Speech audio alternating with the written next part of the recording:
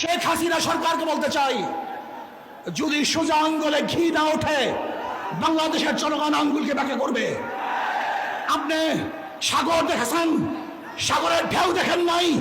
আপনি ঘুঘু দেখেছেন, ঘুঘুর ফান দেখেন নাই। আপনি পাহাড় দেখেছেন, পাহাড়ের ওজন দেখেন নাই।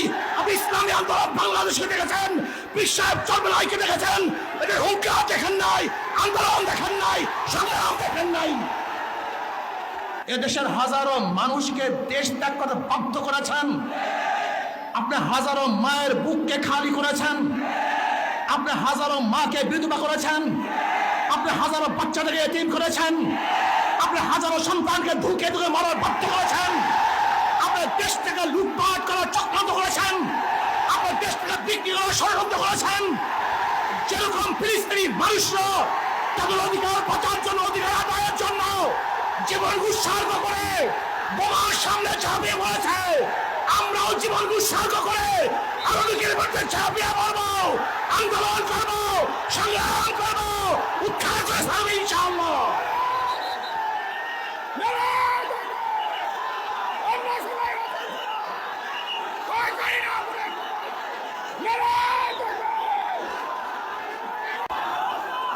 মুফতি সৈয়দ মোহাম্মদ ফয়জুল করিম শাইখে চরমনাই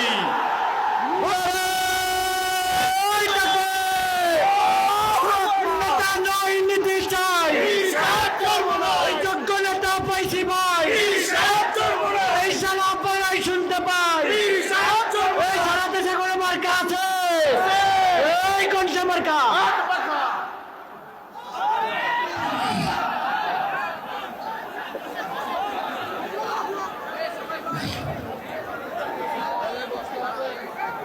السلام عليكم ورحمة الله وبركاته. نحمد ونصلي على رسوله الكريم أما بعد. فأعوذ بالله من الشيطان الرجيم. بسم الله الرحمن الرحيم. جاء الحق وزهق الباطل إن الباطل كان زهوقا. اللهم صل على محمد وعلى آل محمد. ইসলামী ছাত্র যুব আন্দোলন কর্তৃক আয়োজিত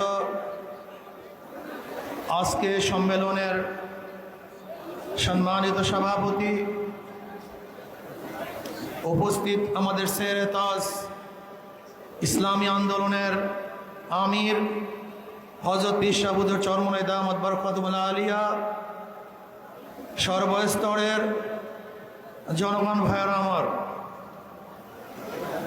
আমরা কেন উপস্থিত হয়েছি? আমাদের অধিকার আদায়ের জন্য, ভোটের অধিকার আদায়ের জন্য, আমাদের ন্যায্য অধিকার আদায়ের জন্য, আমাদের মান সম্মান ইজ্জত আবরুকে রক্ষা করার জন্য, এই ভূখণ্ডকে রক্ষা করার জন্য, এই জাতিকে রক্ষা করার জন্য, গোলামীর জিনজির থেকে নিজেদেরকে মুক্ত করার জন্য